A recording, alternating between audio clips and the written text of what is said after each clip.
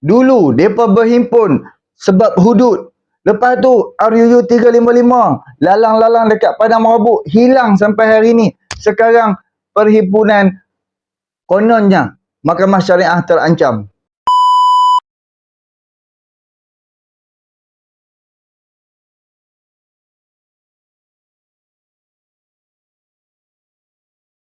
Assalamualaikum warahmatullahi wabarakatuh. Alhamdulillah geng, kita bersama lagi. Okey geng.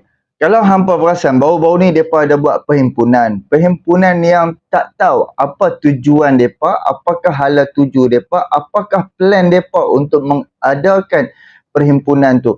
Kononnya depa kata untuk mempertahankan mahkamah syariah. Lepas tu depa kata depa duduk menjerit Islam terancam. Islam dah tergugat di dalam negara kita.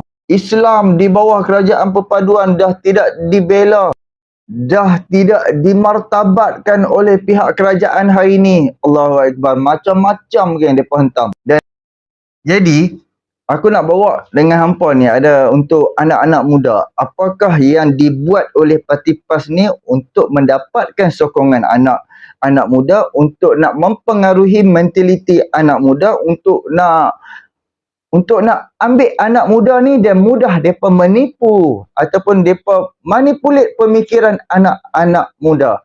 Kan? Sebab sekarang ni Perikatan Nasional of course dan confirm depa boleh dapat 74 kursi hari tu pun disebabkan anak muda selepas adanya undi 18. Dan untuk pengetahuan hampa, memang anak muda memang sekarang ni memang banyak dengan Perikatan Nasional. Tapi disebabkan apa? Anak muda ni dapat mempengaruhi duduk bersama dengan PAS dan juga Perikatan ni. Sekejap lagi aku akan bawa. Iswadi Moni akan bentangkan mentaliti, pemikiran, pengetahuan anak muda. Jadi, dan apabila wakil-wakil yang depa pi berhimpun tu dah ahli-ahli parlimen hak pi tu, okey, jadi wartawan pun pakat-pakat pi tanya. Bila pi tanya, hampa faham ke tak ni apa dia ni hak yang mahkamah syariah? Ada yang kata tak faham pun, ada yang tak tahu, saya tak faham lagi, ini undang-undang liwat lah, apalah itulah, ini semua tergugat habis semua ni. Sedangkan nak abang pergi kat hampa, apa yang ku faham dan apa yang aku baca, 20 enactment yang dicabar tidak kena mengena dengan kes liwat dan juga kes zina. Dia kes yang lain. Sebabnya antara 20 tu dia tak sama, dia bertentangan dengan undang-undang mahkamah syariah kerajaan federal punya, kerajaan pusat maksudnya. Dia kerajaan negeri, Dewan Undangan Negeri dan juga bertentangan dengan kerajaan pusat. Hampa faham tak? Sebab tu beberapa video last yang aku cakap, dia cerita dia Dewan Undangan Negeri Kelantan depa membuat satu undang-undang mahkamah syariah. Depa yang gubal, depa punya plan, depa punya idea, depa punya cadangan, depa punya ni. Bila depa dah diluluskan di dalam Dewan Undangan Negeri depa, tahu-tahu dalam masa beberapa tahun saja, sebab 2019 depa gubal undang-undang mahkamah syariah. Tahu-tahu dalam masa beberapa tahun ni Elin ni dia cabar 20, dia antara sebanyak-banyak tu 20 yang dia cabar. Apabila depa dok buat kecoh apa semua, lepas tu Ketua Hakim Negara Tengku Maimun pun keluarkan kenyataan, jangan dok spin lah, jangan dok spin.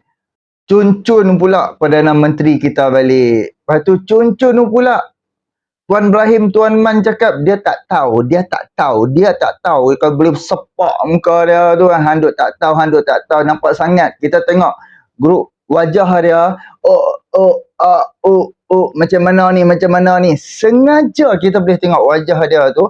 Wajah dia tu dia nak tunjuk kata dia tu tak tahu apa. Sedangkan Menteri Kabinet, kawan baik dia, Menteri Kabinet, Menteri Undang-Undang, dia tu menteri alam sekitar. Setiap apa yang berlaku, apa yang dicabar akan dibawakan ke dalam Kabinet. Senang je dia kata dia tak tahu. So aku nak bawa dengan hampa bersama-sama, jom kita dengar apa yang diperkatakan oleh Iswadi Moni. Dia akan cerita dekat kita A sampai Z. Nak abang pergi kat abang. Jom, apa yang berlaku yang 2 hari lepas yang dicabar oleh ni Elin. Hampa faham ke tak faham? Okey, jom sama-sama kita dengar. Muda, kita cerita pasal muda sikit. Surat cabaran menanti muda tanpa Syed Saddiq. Keputusan Ahli Parlimen MUA Syed Saddiq untuk mengundur diri daripada Presiden muda telah mencetuskan situasi tidak menentu di dalam parti itu. Syed Saddiq melepaskan jawatan setelah didapati bersalah terhadap 4 pertuduhan pecah amanah, salah guna harta dan pengubalan wang haram dana Pemuda Bersatu Armada. Syed Saddiq jatuh hukuman penjara 7 tahun dan denda sebanyak 10 juta serta 2 kali sebatan. Pemimpin muda yang sebelum ini dilihat sebagai wajah serta suara bagi aspirasi jenis batu ini terpaksa meninggalkan tahta kepimimpinannya untuk membersihkan nama.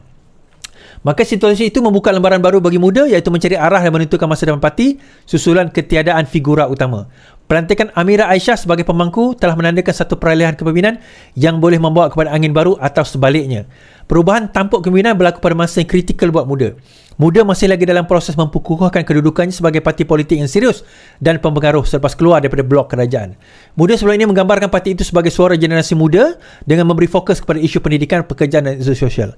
Namun tanpa Syed Saddiq, parti tersebut mungkin berdepan cabaran dalam menarik perhatian orang ramai, khususnya generasi muda.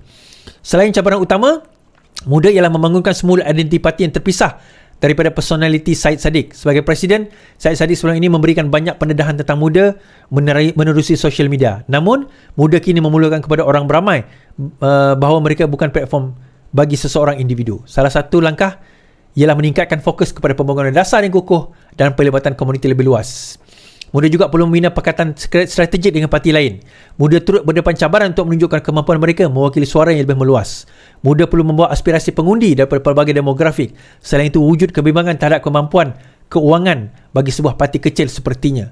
Pembentukan struktur yang kukuh dan pengelolaan sumber kewangan yang cekap adalah kunci bagi kelangsungan sebuah parti. Tanpa kedua-dua usaha itu, muda akan berdepan kesulitan dalam menjalankan operasi dan kempen mereka.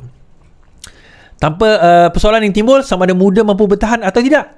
Jika tidak bernasib baik, mungkin muda akan menerima nasib seperti parti politik baru yang tidak mampu bertahan. Jawapannya terletak pada respons muda dalam menghadapi cabaran politik selepas ini. Mereka perlu membuktikan parti itu bukan sekadar bergantung kepada Syed. Saya boleh kata macam ni lah tuan-tuan, beberapa perkara. Muda sebenarnya tidak bergantung kepada Syed Saddiq, tetapi Syed Saddiq yang bergantung kepada orang lain. Dia berbeza dengan Datuk Seri Anwar Ibrahim, saya bagi contoh. Apabila penubuhan Parti Keadilan. Sewaktu penubuhan Parti Keadilan tahun 1999, Datuk Seri Anwar Ibrahim tidak berada di luar Datuk Seri Anwar berada di dalam penjara. Yang menubuhkan Parti Keadilan pada waktu itu adalah Kak Wan, Datuk Seri Wan Azizah, masa itu Datin Seri Wan Azizah. Beliau yang menubuhkan Parti Keadilan. Dan pada waktu itu tidak ada apa-apa sokongan dan tidak ada apa-apa dokongan, melainkan dokongan daripada dia dan juga ahli-ahli. Tidak ada dokongan daripada tauke-tauke, tidak ada dokongan daripada orang besar dan sebagainya. Berbeza dengan Syed Saddiq, bagi saya dia seseorang yang berada di tempat yang betul pada masa yang betul. Kebetulan pada waktu itu dia menang pendebat. Dia pun ada rupa, dia seorang yang pendebat, dia glamour lah di social media. Kemudian dia memuji Mahathir pada waktu itu, dia ikut Mahathir, masuk bertanding, menang.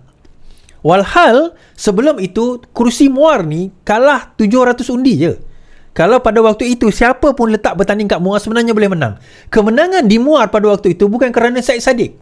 Kemenangan di Muar pada PRU ke-14 adalah kerana rakyat Muar mahu berubah pada waktu tersebut. Jadi dia situ saya kata dia berada pada tempat yang betul pada masa yang betul. Dia menang-menang terus dilantik, menang ahli parlimen, terus dilantik sebagai menteri belia dan sukan. Sewaktu Mahathir memerintah, so dia sentiasa di belakang dia ada seseorang, ada Mahathir. Nah, disebabkan ada Mahathir backing kat belakang dia, maka tycoon mula backing dia. Ada tycoon yang mula backing dia, yang menjaga dia dan sebagainya. So bila berlaku syaratan dia tak ikut, dia bentuk muda, sebenarnya di belakang itu masih ada orang yang backing dia financially, dan dia ada wajah untuk dia nak tonjolkan. Kita tak boleh nafikan perkara tersebut. Dia ada wajah untuk dia tonjolkan di social media. Dia seseorang yang pandai berbicara, dia ada orang backing dia secara financial. Namun begitu dia ada lack satu benda, dia tak ada VC, tuan-tuan. Visi yang dia bawa itu tak jelas. Dia nak bawa apa sebenarnya? Bila dia kata dia nak bawa suara anak muda, sampai bila? Sampai bila muda nak bawa suara anak muda? bagaimana orang yang tak muda seperti saya dan majoriti tuan-tuan dan puan? Adakah suara kita bukan suara mereka? Jadi dia ada diaspora dekat situ, dia ada keterasingan di dalam muda itu sendiri apabila mereka hanya menjadi champion kepada golongan tertentu. Dan even di kalangan golongan muda pun, majoriti mereka tak nampak muda sebagai mereka yang membawa suara mereka. Bagi golongan muda, mereka bukan orang yang matang lagi untuk nak berbicara soal ideologi. Belum ada kematangan even untuk nak berbicara soal ideologi. Anak-anak muda pada zaman sekarang ini belum lagi matang untuk nak berfikir soal dan juga mencerna soal ideologi. Sebab itu saya kata kenapa jadi demikian? Saya letakkan kesalahan itu antara lainnya adalah kepada social media. Kita kena faham internet mula boost tahun bila tuan-tuan? Mula keluar. Saya ingat saya 1995, 1997 macam tu. Itu internet mula ada yang tuan-tuan pada waktu itu. Kemudian high speed social media tahun 2008. Sorry 2008 lebih kurang 2008. 2006 ke 2008 macam tu. Social media, Facebook antara yang awal. Sebelum kita ada Napster, kita ada Friendster, kita ada yang sewaktu dengannya itu, tetapi itu tak terlalu menonjol. Tapi yang betul-betul menonjol pada masa itu Facebook. Now, generasi Facebook yang lahir, bila mereka mula lahir daripada generasi itu, sehinggalah ada yang Instagram, TikTok dan sebagainya, Twitter dan sebagainya. Generasi itu adalah sekarang ini, kalau dia lahir pada 2006, katakanlah 2005, mereka sekarang ini hampir mencapai umur 18 tahun. Dan kita ingat yang hampir, yang menggunakan sekarang ini, katakanlah mereka menggunakan pada umur 5, 6, 10 tahun, sekarang ini dah 20, 30, sekarang ini 20 dah 30 tahun. So generasi ini, generasi bagaimana? Generasi ini bukan generasi macam generasi saya. Kami membesar dalam keadaan tak ada, kita ni, majoriti kita membesar dalam keadaan tak ada social media. So kita belajar daripada mana tuan-tuan? Kita belajar daripada sekeliling kita. Dan jangkauan kita adalah sekeliling kita lah. Setakat apa yang kita boleh jangkau. Paling jauh pun televisyen, radio dan TV. Itu paling jauh kita tengok TV. Saya hanya mengenali orang Semenanjung apabila usia saya berusia 18 tahun. Lepas saya pergi belajar dekat Selangor, baru saya terkenal, oh orang Semenanjung macam ni. Sebelum itu interaksi saya dengan orang Semenanjung hanya di dalam televisyen. In fact, to be honest, saya tak pernah kenal orang India sehingga saya sampai Selangor. Interaksi saya dengan orang India, saya tengok dalam TV je pada waktu itu. Apatah lagi informasi. Sekarang ini selepas ledakan social media, informasi itu ada di dalam pemikiran semua kita. Nah, apa implikasi dengan muda tadi tuan-tuan? Bila informasi terlalu banyak, kita menjadi keliru. Kita nak fokus kematangan pemikiran kita ni ke atas apa? So kita jadi generasi yang terlalu banyak data, tapi kita tak fokus kepada data apa untuk kita nak guna bagi membentuk jati diri dan sahsiah kita. And this is what happening kepada generasi-generasi muda. So apa yang berlaku? Jadi bila ada golongan tua datang kepada mereka membawa satu ideologi dan mengatakan inilah ideologi yang sebenar, mereka mudah percaya. Inilah golongan-golongan PAS. Bila mereka membawa fitnah dan mengatakan inilah yang sebenarnya, mereka percaya. Kerana apa? Bagi mereka dah, golongan muda ni dia dah terlalu banyak informasi, dia tak tahu nak pilih yang mana. Akhirnya dia rely balik kepada yalah dia dah tua, mungkin dia lebih tahu, kita ikut je lah apa dia kata. Termasuklah saya kan. Termasuklah saya ni. Ada juga anak muda yang follow saya. Baguslah. So daripada situ, bila muda datang, dan saya nampak daripada angkatan muda sendiri, angkatan muda keadilan, pemuda dan sebagainya, bila bawah 35 tahun ini, kita nampak mereka, bukan semua, ada di antara mereka agak blur lah. Dia ke mana direction? Apa yang kita kena buat? Mereka berada dalam situasi kalau keadilan kita dah menang. Dia bukan pada zaman masa kita jadi pembangkang dahulu. Angkatan muda inilah yang menggerakkan parti keadilan. Angkatan muda mungkin kata, tak adalah Abang Iswardi kalah, salah. Kalau saya salah, jom kita buat satu program, saya buktikan. Kenapa yang saya katakan pemikiran anak muda ni tak diselarikan sebagaimana yang sebetulnya? Saya bukan kata anak muda ni tak bijak, tak.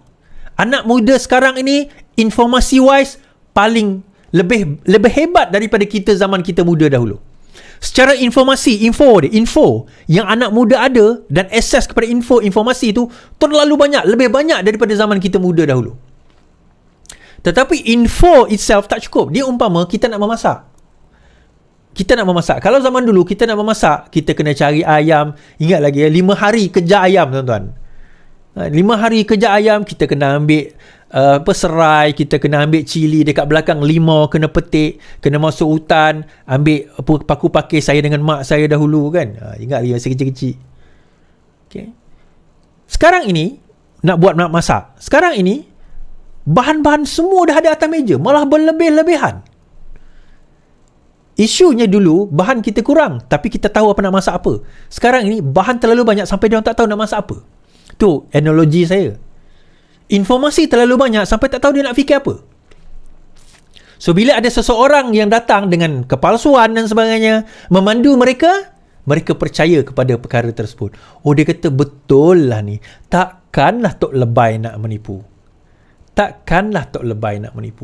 Nak membawa kepada poin yang saya nak bawa hari ini, tuan-tuan. Poin dia apa?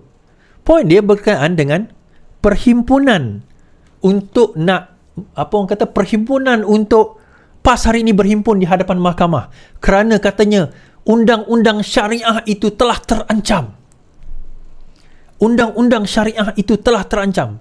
Untuk makluman siapa yang tak tahu, Nick Allen, saya sebut nama dia Allen sebenarnya, Nick Allen telah mencabar 20 seksyen di dalam undang-undang jenayah syariah PAS dan mengatakan bahawa undang-undang tersebut atau seksyen tersebut unconstitution, tidak berperlembagaan atau bercanggah dengan perlembagaan. 20 section. Now, Nick Allen kontak saya, dia kata saya dah tarik 2, so tinggal 18. Okay, tak apalah. So, akhirnya mereka berhimpun. Kita telah tercabar. Ini adalah cabaran kepada undang-undang. Kalau ini dibenarkan, maka mansuhlah, musnahlah undang-undang syariah. Musnahlah undang-undang syariah ni. Habislah kita. Mampuslah kita. Dia macam tu lah, dia bukan bunyi dia. Kan? So, akhirnya, okay, sebelum kita pergi kepada akhirnya tu, saya baca dulu kenyataan 9 orang hakim cabaran. Kes cabaran enakmen syariah, 9 hakim akan buat keputusan. Keputusan petisyen untuk mencabar enakmen kanun jenayah syariah 1 Kelantan dalam usaha mengisytiharkan 18 peruntukan kesalahan terbatal akan diputuskan pada tarikh yang ditetapkan kemudian. Ketua Hakim Negara Tuan Maimun, Tuan Mat berkata demikian setelah mendengar hujahan daripada peguam-peguam pemerhati dan sahabat mahkamah atau amicus curiae. Keputusan itu akan dibuat panel 9 hakim diketuai Tun Tengku Maimun bersama Presiden Mahkamah Rayuan Tan Sri Abang Iskandar Abang Hashim, Hakim Besar Malaya Tan Sri Muhammad Zabidi Muhammad Diah, Hakim Besar Sabah dan Sarawak Tan Sri Abdul Rahman Sebli. Selain itu, Tan Sri P. Nalini, Datuk Mary Lim Tiam Suan, Datuk Harmidar Singh Daliwal, Datuk Norin Hassan dan Datuk Abu Bakar Jais. Dalam prosiding ini, Sistem Islam dan Majlis Agama Wilayah Persekutuan hadir selaku sahabat mahkamah atau amicus curiae. Peguam memanti pula dibarisi oleh peguam-peguam dari Peguam Negara, Majlis Agama Islam, MAIK dan juga Terengganu serta Majlis Agama Islam Perak, Negeri Sembilan dan juga PPIMM. Sebelum ini Peguam Nick Allen Zurina dan anaknya Tengku Yasmin memfailkan petisyen terhadap Kerajaan Negeri Kelantan. Okay. Now, okay, sebelum kita pergi kepada yang tu. So, akhirnya, petisyen tersebut pun dibuat. Petisyen tersebut dihantar. Kemudian berlaku perhimpunan. Dia kata kita kena mengadakan perhimpunan. Perhimpunan ini adalah perhimpunan yang penting untuk kita nak menjaga kedaulatan kita. Okay. Now, saya nak baca satu artikel. Di antara rakyat Malaysia. Kau tekan.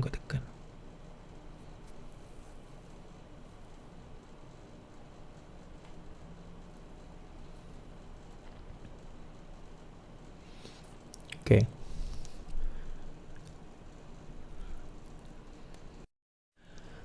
Peserta himpunan anggap Mahkamah Syariah terancam. Rata-rata peserta himpunan pertahan syariah hari ini mempersoalkan langkah diambil Nick Allen bersama anaknya. Bagi mereka, tindakan peguam dan anak peguamnya bukan sekadar mencabar kanun syariah Kelantan, sebaliknya menjejaskan undang-undang syariah di negara ini.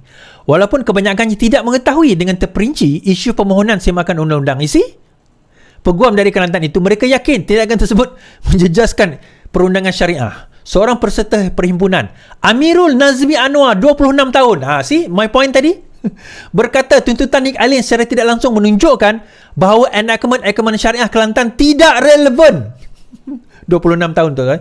Dia seolah, ni budak tu kata, dia seolah-olah ingin mencabar apa yang dilakukan oleh struktur mahkamah syariah itu sendiri dan hendak menyamakan undang-undang syariah ini dengan undang-undang sivil. Tak sama. Undang-undang syariah ini lagi rendah.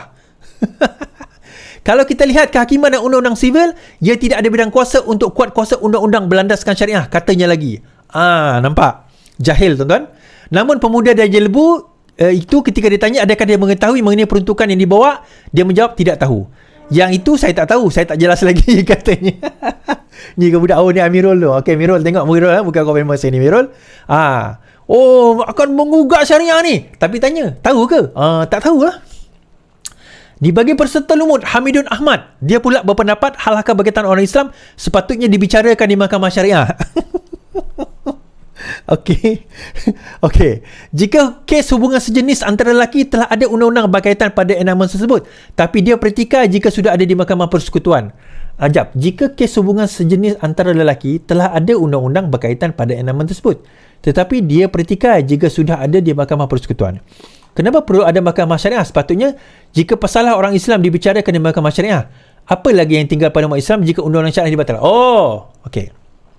Dia maksud macam ni. Kalau pelaku tu orang Islam, kita kena bicaralah dekat mahkamah dia macam ni. Okey, salah satu yang di challenge lah berkenaan dengan section 7 kalau tak silap saya, liwat. Di dalam undang-undang syariah Kelantan ada section berkenaan dengan liwat. Berkenaan dengan liwat kalau tak silap saya. Saya ada tulis kat sini. Liwat, section 14, section 14 di dalam section berkenaan dengan liwat ini sudah disebut di dalam kanun keseksaan, penal code, section 377A besar. Now dia kata kalau orang Islam, kita bicarakanlah di mahkamah syariah kalau yang meliwat tu orang Islam.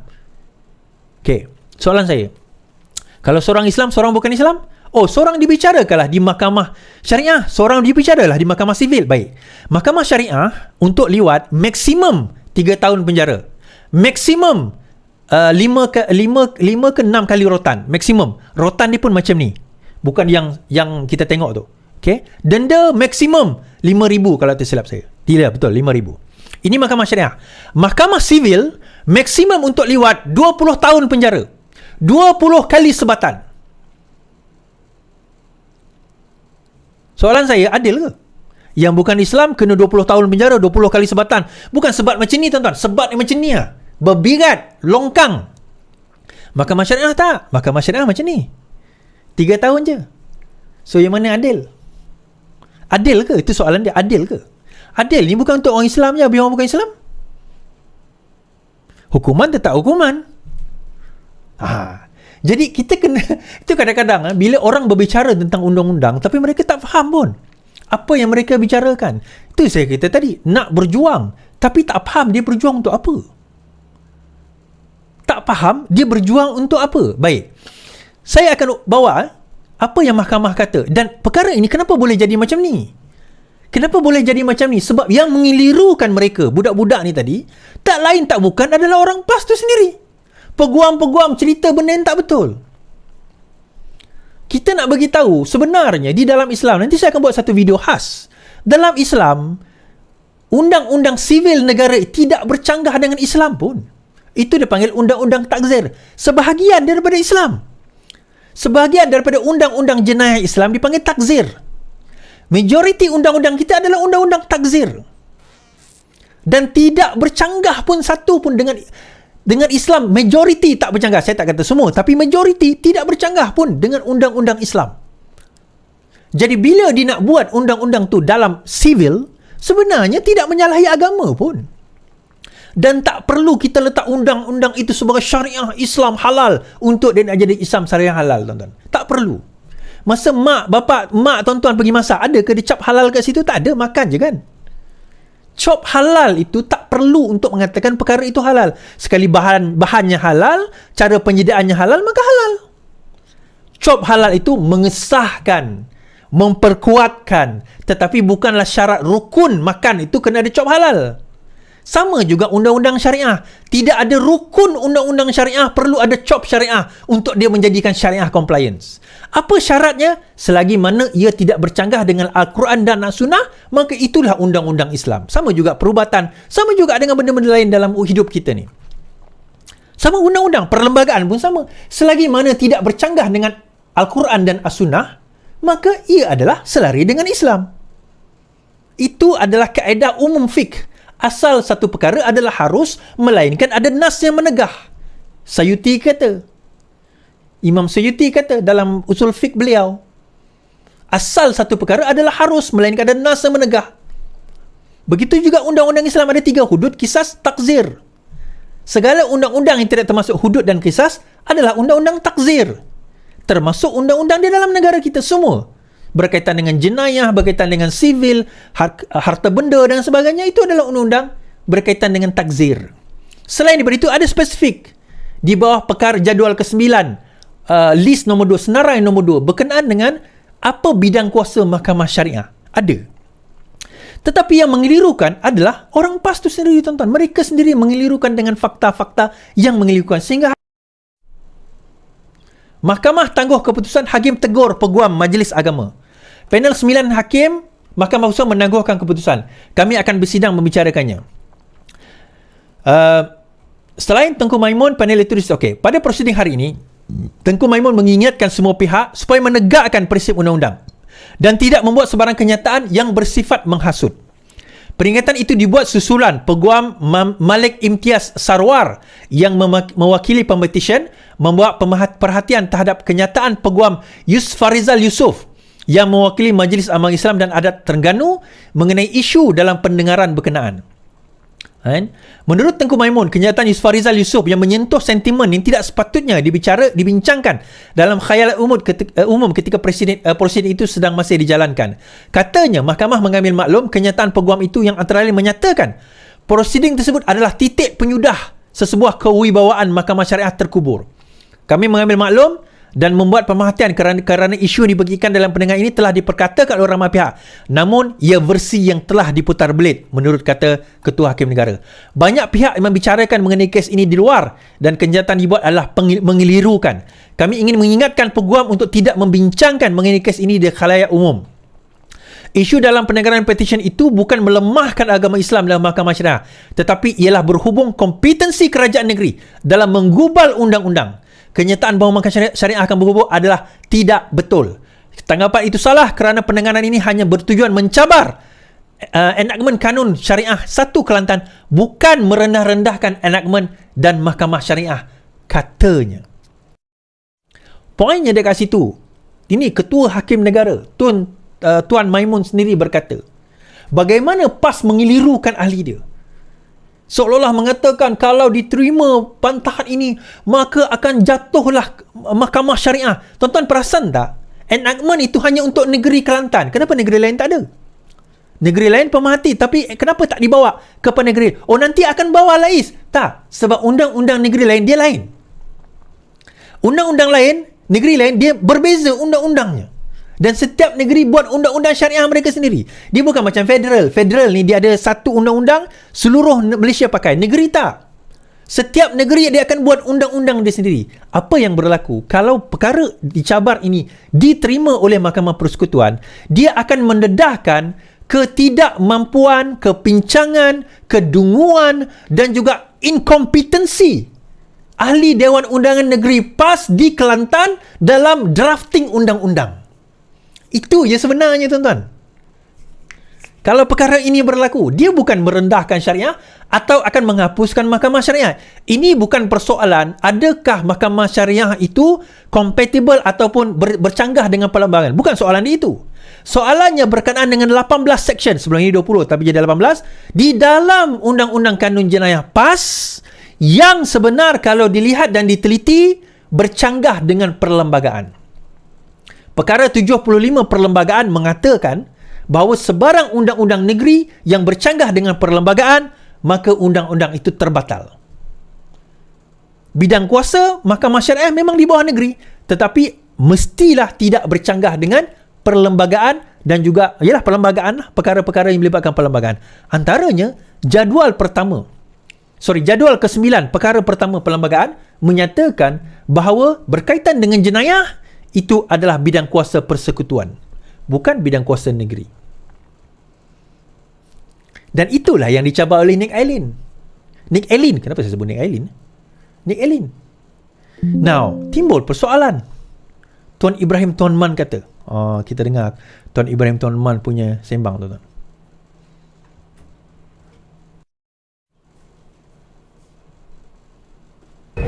Yang saya sebut tadi, kerajaan perlu Okay, bila ditanya kepada Tuan Ibrahim Tuan Man, kenapa baru sekarang bantah petisi cabar enakmen syariah? Apa jawapan Tuan Ibrahim Tuan Man? Kita dengar. segera bawa, dan kami beri komitmen untuk menyokong. Ya, sebab dulu kita boleh bawa sebab kita ada 2/3 majoriti.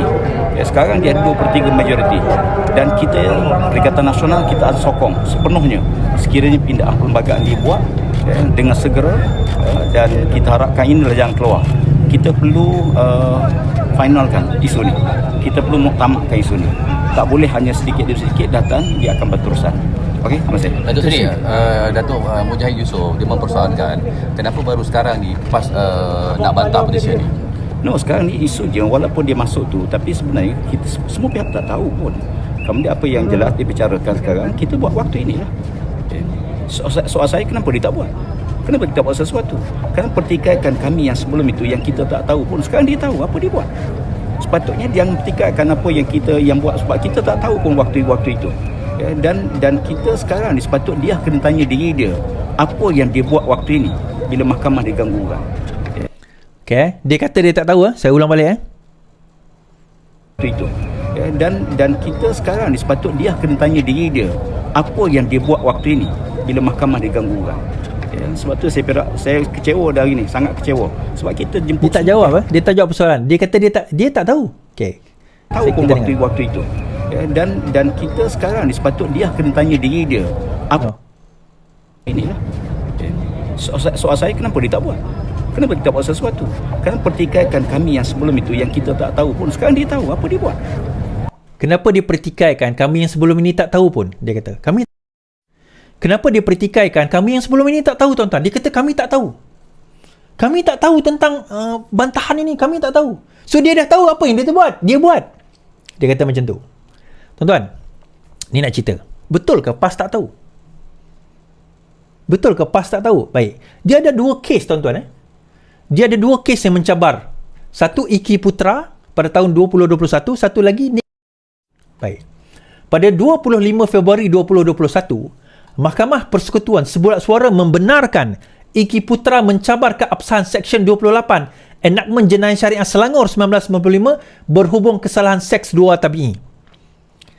Akhirnya, Nick Allen memfailkan bangkangan dia terhadap Negeri Kelantan pada 25 hari bulan 5. Nick Allen failkan notis usul cabar perkara berkaitan syariah. Tuan-tuan, 25 Februari 2021 bukan setakat usul macam Nick Allen ni usul. 2021 diputuskan. Mahkamah Persekutuan memutuskan, membenarkan, tuan-tuan, membenarkan pada 25 Februari 2021. Maksudnya usul tu dibawa bila? 2020. Dan pada 30 hari bulan 9 2022, siapa yang memerintah? Mahkamah Persekutuan benarkan cabaran undang-undang oleh Nick Allen. Nah, kalau kita nak main sentimen, saya tak tahu. Iki Putra tu kes apa? Iki Putra adalah kes di mana seseorang mencabar Seksyen 28 Enakmen Syariah Selangor 1995 pada 25 hari bulan Februari 2021. Petition itu dibawa pada 2020. Pada masa itu, PAS buat apa? Ada tak perhimpunan? Oh, tak boleh is COVID. Perhimpunan secara online lah. Ada tak bantahan? Ada tak bangkangan? Habis pembangkang tak buat apa-apa pada itu. Sebab kami faham. Secara undang-undangnya perkara itu dibenarkan. Kami tak main sentimen agama, tuan-tuan. Kami tak main, oh lepas ini maka hancurlah agama kita, maka hancurlah apa orang kata Islam kita, inilah dia pluralisme, inilah dia sekularisme, inilah dia negara beracuankan kafir dan barat. Tak ada. Sebab kami ni rasional, kami faham. Tetapi PAS bukan tak faham, pemimpin dia faham. Tetapi dia nak cari modal. Modal untuk apa? Bangkitkan kemarahan kepada kerajaan sekarang ini. Cuma dia lupa. Ini zaman internet. Ini zaman yang kita boleh cari balik maklumat, tuan-tuan. Bukan susah, Google jumpa. Yang datang berhimpun tu pun, majoriti pun tak faham dan tak tahu apa benda yang dicabar. Cuma bila saya tengok tadi poster dia naik, banner poster dia naik, ini mencabar mahkamah syariah. Tak. Itu menguji kebijaksanaan atau kebodohan pemimpin PAS dalam nak jadi adun di dalam negeri. Itu je. Dia bukannya menguji tentang syariah. Dia bukan apa orang kata petition tentang adakah mahkamah syariah ni bercanggah atau tidak dengan perlembagaan persekutuan. Bukan itu. Persoalannya, adakah 18 section di dalam kanun jenayah PAS, kanun jenayah Kelantan itu bercanggah atau tidak dengan perlembagaan. Itu persoalan dia. Sebab itu bila PN akan sokong pindaan perlembagaan bagi perjelas kuasa syariah. PN akan menyokong pindaan perlembagaan bagi memberi kejelasan mengenai bidang kuasa syariah, kata Idris Ahmad, bukan Taqiyuddin, Idris Ahmad. Kami mengharapkan satu pindaan perlembagaan supaya ada grey area yang menunjukkan tentang mahkamah syariah seolah-olah macam ada bertindan dan sebagainya. Kita buat, PN bersedia menyokong. Saya nak cerita. Sebenarnya tak ada. Sebenarnya saya nak bagi tahu, tak ada pertindanan. Ada some tapi majoriti tak ada. Jadual ke-9, senarai 1, senarai 2, senarai 3 jelas. Dah ada, tak perlu pindah perlembagaan, dah ada. Dan tak lama lagi tuan-tuan akan dengar, oh kita kena perkasakan Akta 355. Mahkamah Syariah itu yang RU 355 tu. Kita kena perkasakan. Kita perkasakan. Tuan-tuan, kalau saya tanya tuan-tuan tahu Akta 355 itu apa? Tuan-tuan pernah baca tak Akta 355 tu apa? Akta 355 ada 3 section je. Nombor section 2 tu yang penting. Dia ada 3 je section, tuan-tuan. Kenapa? Sebab kita perkasalah macam mana sekalipun, dia terpulang setiap negeri itu berbeza. Sebab undang-undang syariah milik negeri. Persekutuan tak boleh campur tangan. So adakah sekarang ini PAS nak persekutuan campur tangan kepada undang-undang setiap negeri? Adakah tak jelas? Perlembagaan jelas. Saya belajar undang-undang, tuan-tuan, jelas. Yang tak jelas orang PAS je. Nak memainkan isu ketidakjelasan tersebut. Faham? So, harapnya faham lah. Tapi, yalah, kita nak faham tak faham terpulang pada dia lah, tuan-tuan. Bukan saya bukan untuk saya nak kena jelaskan semua. Dia orang bukan tak faham, tuan-tuan. Orang-orang PAS ni faham sangat. Pemimpin mereka faham. Tapi mereka, itulah modal yang mereka boleh gunakan untuk nak mengelirukan konon-konon yang bersemangat tetapi jahil tentang agama dan juga tentang undang-undang ni. Hashtag VPN. Inilah dia virus Perikatan Nasional. Virus tu mempengaruhi otak orang yang bodoh dan jahil tentang agama. Bak kata hadiah awang lah. Ingat tak hadiah awang kata apa? Kan?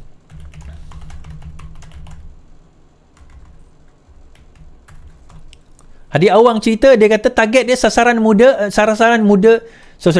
PAS adalah golongan muda yang jahil agama dan politik. Ingat tak, tuan-tuan? Hadiah awang kata apa? PAS sasar golongan muda jahil agama politik untuk menang PRU 15. There you go. Itu cara dia nak menang. Sebab tu bila kita tengok yang sokong PAS ni, majoriti lah saya boleh kata, bukan semua, majoriti memang jahil. Bukan bodoh, jahil. Sebab itu mudah terpana dan juga terpersona dan juga terkeliru dengan benda yang paling asas. Benda asas pun tak tahu tentang agama. Apa ahli kitab tu Yahudi, bukan Nasrani. Dan benda itu, perhimpunan itu tadi menyebabkan ahli pembangkang semua tak ada dalam parlimen. Bukan ponteng, tapi kami semua ke Istana Kehakiman. Ahli Parlimen Pembangkang mempertahankan ketidakhadiran mereka dengan berkata mereka semua pergi ke sokongan Himpunan Selamatkan Syariah di Perakangan Putrajaya. Soalan saya, kalau tak pergi tu, tak jadi ke kes tersebut? Yang mana lebih penting? Sebab ada 4 ke 5 soalan, daripada pembangkang, tapi sebab pembangkang tak ada di-skip. Saya nak beritahu tuan-tuan, ni bukan caught by surprise. Semua ahli parlimen yang soalannya akan naik, diberitahu soalan mereka akan naik. Timing tu dah diberitahu, sedia untuk tanya soalan kepada menteri. Sebaliknya mereka buat apa? Mereka ponteng. Bukan ponteng, pergi ke perhimpunan. Ponteng lah tu. Tak payahlah semua pergi. Yang tanya soalan tu stay lah kejap. Tanyalah soalan. Kalau semua pergi tu untuk apa? Kalau tak pergi tu jadi apa? Tak, yang mana satu lebih utamanya sekarang ni tuan-tuan? Pergi perhimpunan tu wajib ke sunat? Pergi kerja, tuan-tuan, saya nak cerita macam ni. Tuan-tuan pergi kerja. Gaji kerja 9 sampai pukul 5. Pukul 10, tiba-tiba dekat bawah ada orang jual air Milo. Percuma, bukan jual, bagi secara percuma. Nak beratur sejam. Tuan-tuan pun turun ke bawah nak beratur ambil air Milo tu. Saya nak tanya, sejam tu hukum dia apa? Gaji tersebut tuan-tuan? Kalau orang Islam? Sejam kita turun tu nak pergi beratur ambil Milo tu, sedangkan gaji kita tinggalkan kerja kita sejam. Hukum dia apa? Saya nak tanya hukum ni. Apa hukum dia tuan-tuan? Ni kita dalam parlimen, itu kerja kamu. Kamu kena bayar satu hari RM400. Turun parlimen. Kamu pergi ke satu perhimpunan yang tak perlu pun kamu pergi. Kalau tak ada pun jalan je perhimpunan tu. Jalan je perhimpunan tu. Sedangkan tak adalah semua. Okey, nak lain pergi silakan. Tak, yang tanya soalan tu stay lah. Kenapa tak boleh nak stay? Oh, bab hukum orang lain semua haram. Tapi bab dia tak apa. Tak apa kan? Tak apa. Bab dia tak apa. Bab lain tak boleh, haram. Tak apalah tuan-tuan. Nanti saya akan buat satu video, macam saya kata, satu video khas berkenaan dengan bagaimana kejahilan umat Islam ni dikelirukan oleh so-called ustaz-ustaz yang kadang-kadang mereka sendiri pun tak faham undang-undang Islam tu bagaimana. Okey. Ni masalah bila belajar teori saja tapi dia tak belajar praktikal. Okey. Hampa boleh tengok kan, betapa hipokritnya Tuan Ibrahim Tuan Man. Dia duk kata dia tak tahu, dia kata dia tak tahu, lepas tu dia pi kok tu, dia pi kok ni, dia pi kok tu, kata dia tak tahu. Kenapa pula baru sekarang? Kenapa daripada hari tu waktu first pertama kali Nick Elin bawa ke mahkamah kan? Sebab apa hampa duk tak menjerit? Kenapa baru sekarang? Oh, lupa waktu tu waktu depa. Sekarang ni bila isu ni berlaku di waktu bukan kerajaan depa dan waktu depa jadi pembangkang. Sebab itulah koyak rabak penyakit hati, penyakit jiwa ni. Oh, huduhnya perangai depa. Kalau hampa tengok tadi hak Iswadi bentangkan kan. Persoalan pun dia tak jawab kan? Dia tak jawab pun. Aku geram sungguh. Janganlah hipokrit sangat Tuan Ibrahim Tuan Man. Janganlah terlalu sangat. Kan? Nampak sangat perangai tu buruk. Oh, kami tak tahu. Dia muka baru dia tahu. Dia duk kono kat tu, dia duk kono kat ni, dia duk kono kat tu. Kononnya dia macam dia nak pergi nampak kerajaan ni teruk. Kerajaan ni memang membiarkan mahkamah syariah dicabar apa semua. Padahal di negeri dia, di negeri pemerintahan dia yang dah puluhan tahun. Kenapa tak berlaku dekat negeri-negeri lain? Hampa boleh tengok yang Iswadi bentangkan A sampai Z. Aku harap hampa semua faham lah. Nick Elin memfaikan mencabar waktu zaman depa. Kena faham tu. Waktu zaman depa, bukan waktu zaman sekarang. Dia biasalah apabila kes mahkamah daripada beberapa tahun lepas, of course lah dia akan dibawa ke kemungkinan sampai 3, 4 tahun, 5 tahun, 6 tahun. Kan? Jadi, kalau macam dia bertukar kerajaan, bukannya salah kerajaan baru. Salah kerajaan apalah. Kerajaan baru hanya meneruskan lah. Apa tengok seperti mana Anwar Ibrahim marah. Kan? Anwar Ibrahim bengang sungguh sehingga berdoa, menghantam. Doa untuk siapa? Doa untuk apa? Kalau hampa tengok sidang parlimen semalam, Taqiyuddin pun, tiba-tiba pula tarikh itu tertukar. Oh, tiba-tiba pula Taqiyuddin cakap, oh zaman kerajaan hari ni bukan zaman dia, bukan zaman Perikatan Nasional. Cuba apa tengok, mereka duk kono, mereka nak bagi kena balik dekat atas batang hidung kerajaan. Jahat pok-pok ni. Cuba hamba tengok, waktu first yang kes ni dibawa ke mahkamah, waktu mula-mula ni Elin cabar, ada tak depa bersuara? Ada tak depa menjerit? Ada tak depa berhimpun seperti mana 2 hari lepas? Tak ada. Depa hanya sembangnya, kaki sembang, menipu. Kan, betul-betul tak boleh pakai lah puak-puak ni. Sebab itulah orang kata, ni aku daripada tadi aku ada letak gambar sini, aku harap hampa dapat zoom, tarik dan hampa dapat baca satu persatu. Ataupun aku akan tutup muka aku ni, hampa boleh tengok gambar ni. Apa yang dicabar, apa yang masalahnya, kenapa bertentangan dengan Mahkamah Syariah Kerajaan Persekutuan. Kenapa dan mengapa? Cuba tengok. Ketua Hakim Negara dan juga ni Elin pun, mereka dah pesan, jangan manipulate perkara yang sebenar. Mereka dah manipulate. Mereka dah spin. Mereka nak bagi nampak buruk kerajaan hari ni. Tambah-tambah pula duk nak pilihan raya kecil dekat Kemaman ni. Kononnya mereka nak memperburukkan kerajaan lah. Okey geng, terima kasih banyak. Boleh tolong subscribe, like, komen dan share. Janganlah mudah terpedaya. Tolonglah baca, tolonglah ambil tahu. Janganlah mudah terpengaruh dengan puak-puak ni. Kita kena ambil tahu. Lepas tu, siapa nama tu? Ustaz Degih. PN akan sokong pindaan perlembagaan bagi perjelaskan bidang kuasa syariah. Kenapa baru sekarang? Kenapa sebelum ni hampa tak buat? Kenapa geng? Kenapa baru sekarang baru hampa nak menjerit-jerit, nak buat tu, nak buat ni, nak buat tu. Macam itulah yang berlaku waktu RUU 355 dulu. Waktu itulah yang berlaku waktu duduk menjerit hidup dan mati kami RUU 355. Siapa yang tak bersama dengan kami masuk kubur jerat Cina. Astaghfirullahaladzim. Puak-puak ni memang mengarut lah geng. Jadi inilah sedikit perkongsian aku berkaitan ni. InsyaAllah kita jumpa untuk video yang akan datang. Boleh tolong subscribe, like, komen dan share. Entahkan manfaat tuan. Assalamualaikum.